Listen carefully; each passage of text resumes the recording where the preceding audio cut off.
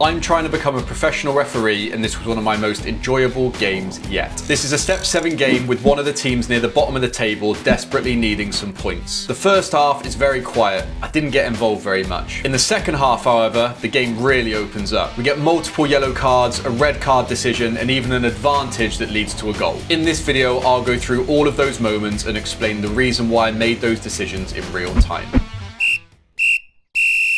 So I've got a little treat for you this week. We've got assistant referees. Because it's a midweek game in my league, we fulfill all fixtures with assistants, which is great. And in my league that I'm refereeing on here, we start every game with a walkout and a respect handshake. So both teams will walk through, shake hands with the officials in the other team before we get started. Then both assistants will go out and check both goal nets just to make sure that even though we checked the nets before we went in, there are no holes and nothing's changed and we're good to get started. Once that's done, you'll meet back in the middle with both captains and go through the pre-match chat. I never say too much here as they're ready for the game. They don't really want to stand there and listen to me talk for a couple minutes. So I always just say, lads, enjoy the game. If you want to chat about anything, come and talk to me like we're talking now. You know your lads a lot better than me. So if they start to get upset, if you can help me, then I don't have to intervene and dish out any silly sin bins or anything like that. And then just go through the coin toss procedure. So as I'm working with assistant referees, we will obviously go through a pre-match briefing before the game. And one of the big things I like to highlight when I'm working with assistants for the first time is eye contact, eye contact, eye contact. Let's look at each other before making any decisions and make decisions together early in the game to build that chemistry, to build the trust with the players, and just to get those early decisions correct and look good when we're doing it. And part of that as a referee is leading the assistants in making the decisions. So depending on what part of the pitch it's on, I will take the ownership of a decision, and when it's closer to my assistant, they can take ownership of the decision. In this scenario here, you'll see the ball comes off blue and I give a small signal with my right hand to indicate that I'm going to give a throw into red, as this is in my credible area, not the assistant's. So I look to the assistant, give a small signal, and then we both know we can raise our hand for the signal together.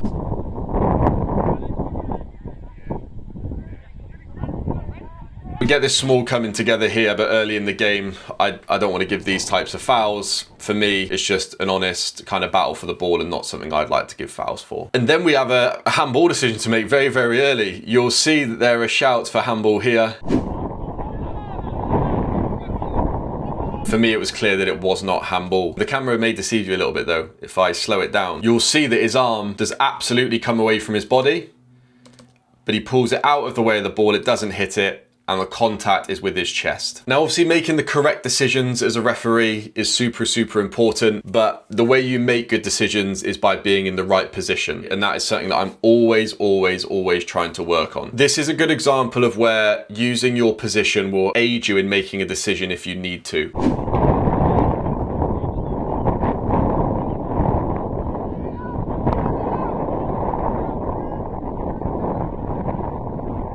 So at that point in which the ball is played, we know the ball's going to get played into this area here. So as referees, we need to make sure we're moving into the right position. We're going to have to kind of make an arcing run round this way here to be able to get an angle on what's happening as that blue player drives into the box. We have a clear view on what's going on. Thankfully, nothing comes of it, but if there was a foul happening here, we'd have a perfect angle on it right now. However, if you stay central in a scenario like this, you can be in real trouble, because then you're looking through a whole host of players. And the problem that referees will get by not moving wide is not having a clear view on what's going on, okay? The box is a very, very congested area. So if I was still stood in the middle here, trying to get an angle on what's happening there, it's going to be near impossible. There are so many bodies to look through, so many things that you're trying to dodge, you're just not going to have a clear view on what's happening. So you need to find space out wide and try and get an angle on what's going on.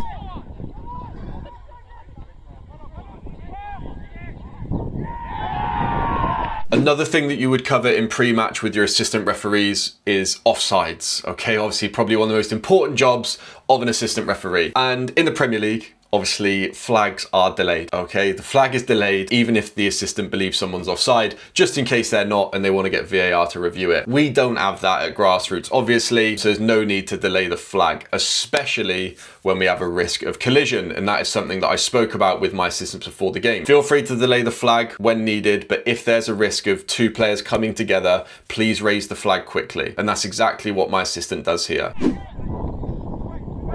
So you'll see that ball gets cleared. gets headed back in and flicked on to this lad who's in an offside position, and the assistant raises his flag immediately. I don't quite get on the whistle quick enough, and unfortunately there is a collision, but the assistant has done the perfect thing, exactly as we discussed pre-match, and gave the flag nice and early, as obviously player safety is paramount. And then something we spoke about on the channel before is angle versus proximity. Now what I mean by that is, what's more important as a referee, the angle you have on something happening or how close you are to something that's happening? Well, this is a decision you have to make, especially when there are quick breaks like this.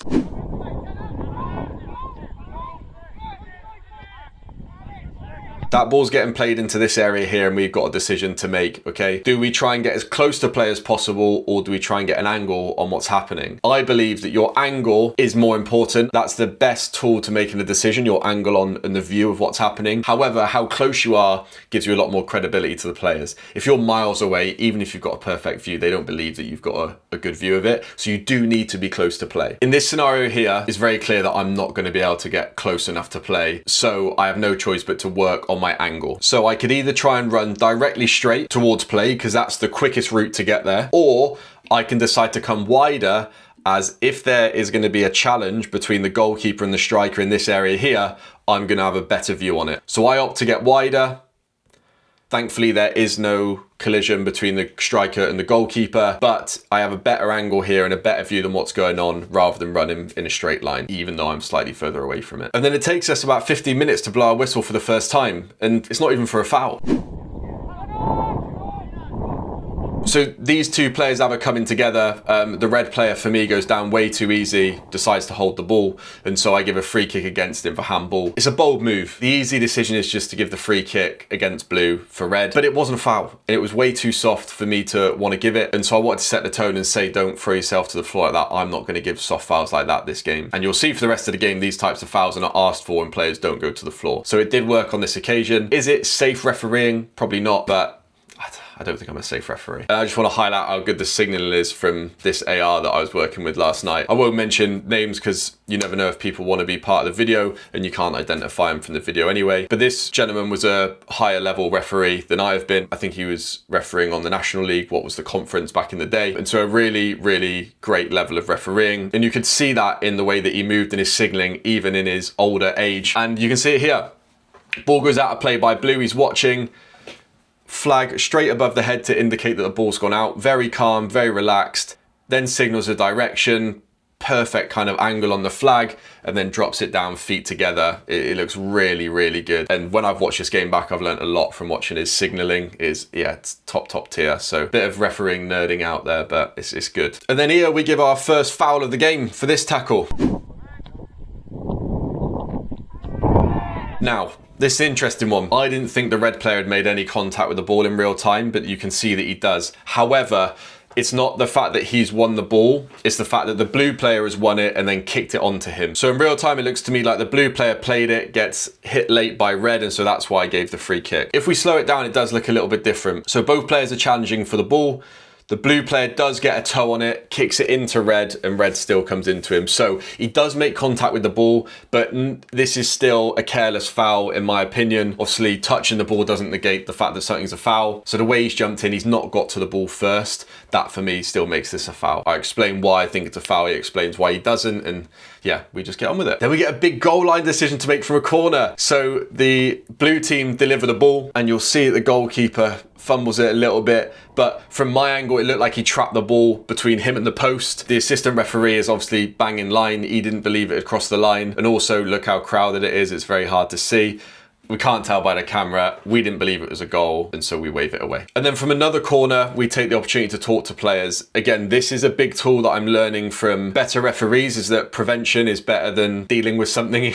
So if we can prevent things happening, then let's do it. As I'm watching this, you can see the players are in front of the goalkeeper's moving around, and I can see the goalkeeper gently stepping on the blue player's toes. So I pull them in and I say, look, don't stand in front of the keeper and just block him off. And keeper, don't stand on his feet, okay? Because as soon as that ball's in play, if I see you stamp on somebody or I see you step on someone's toes, I will give a penalty and deal with it. And yeah, we just kind of nip it in the bud there and then.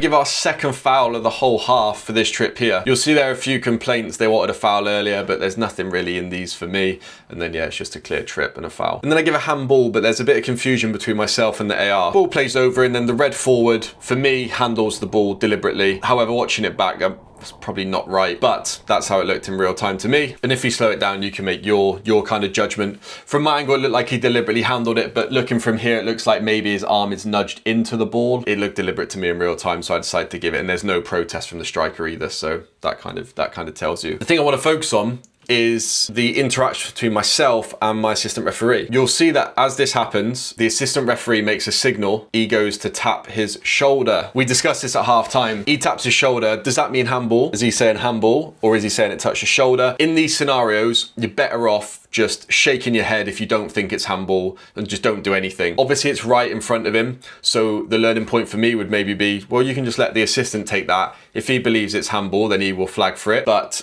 I saw it as handball, and my natural instinct was just to give the offence. Not used to refereeing with assistants. So I should have let the AR take this one, as he's got a much better view of it than I did. What we don't want is confusion in what's happening. So if you're an AR and something happens like that, either just shake your head or just don't do anything. You don't need to make an action if it's not a foul, if it's not handball, etc., as this caused a little bit of confusion in the moment. We then have another handball decision to make in the penalty area.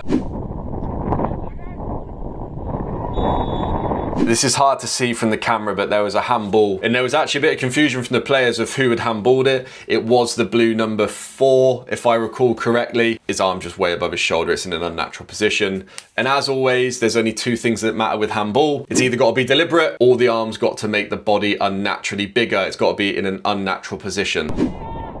And that, ladies and gentlemen, is half time. Been a relatively straightforward half so far. I think I've blown my whistle 4 or 5 times and not even a sniff of a card. The second half has a little bit more to offer, so let's just jump straight in. We start off the half by giving this free kick here. For me, it's just a careless foul, and due to the nature of the blue player's touch going wide and away from goal, I didn't believe this is stopping a promising attack. So just a careless foul and a free kick on the edge of the box.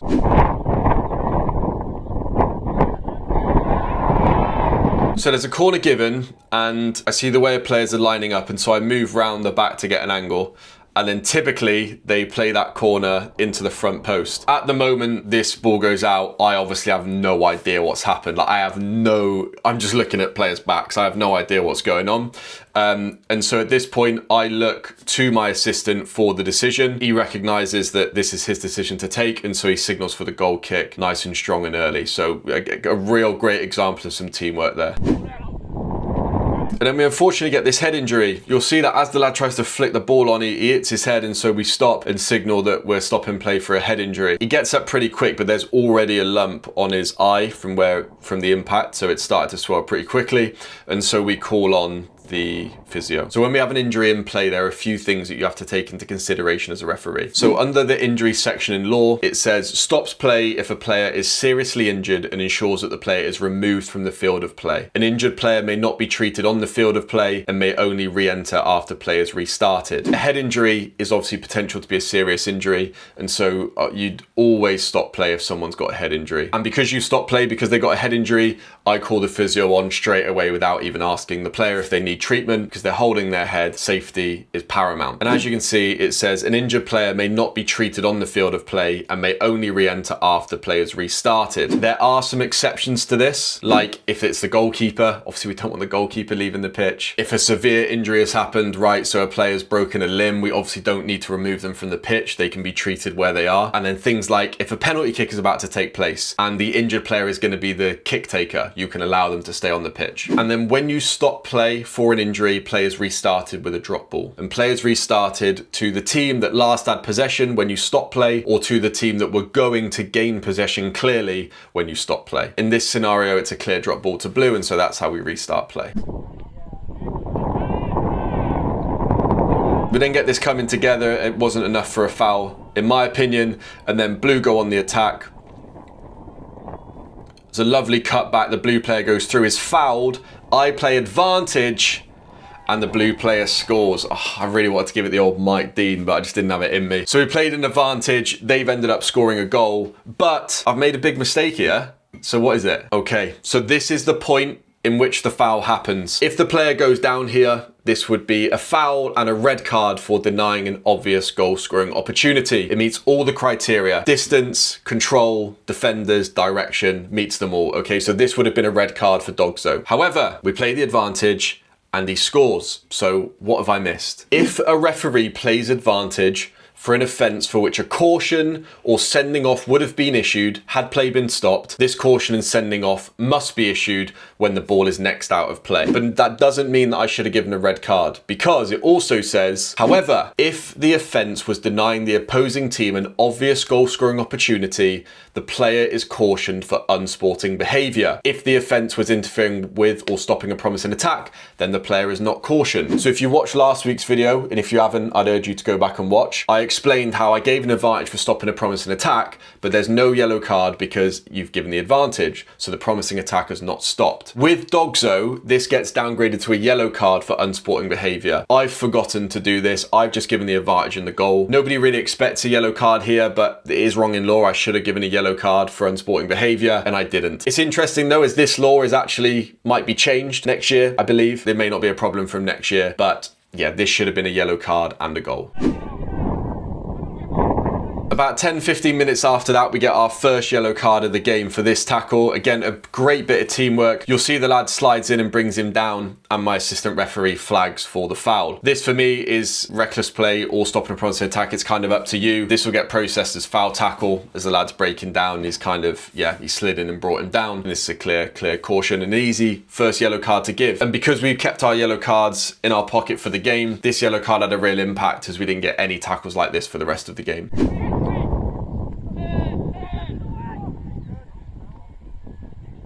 Then we get this tackle here. Do you guys think this is a foul? Yeah, do you guys think this is a foul? Because he slides in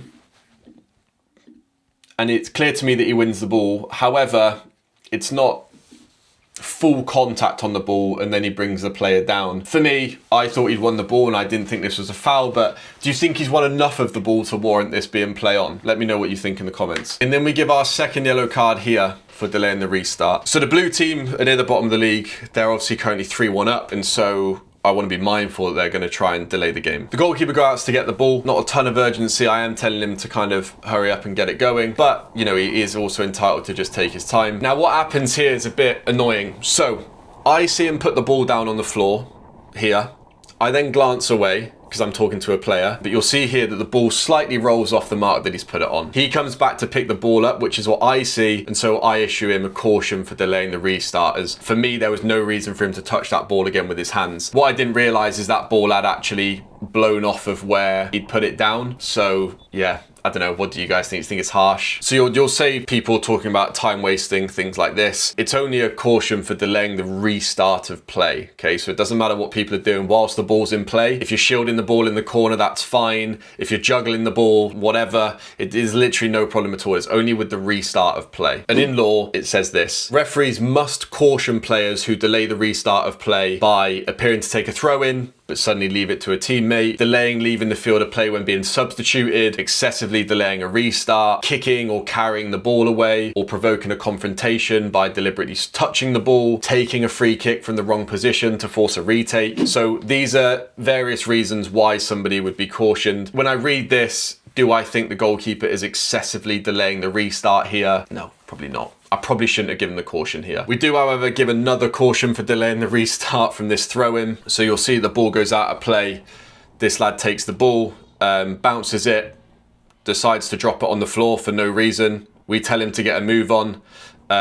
He then pump fakes the throw-in, and so at that point, I decide to caution him for delaying the restart. This for me is excessive from a throw-in. There's no need for him to drop the ball on the floor when he's already got it in his hands. It's taking the mitt, so that's a yellow card for delaying the restart. And that, ladies and gentlemen, is full time. I hope you've enjoyed this week's episode. Thank you so much for watching, and as always, I will see you next week.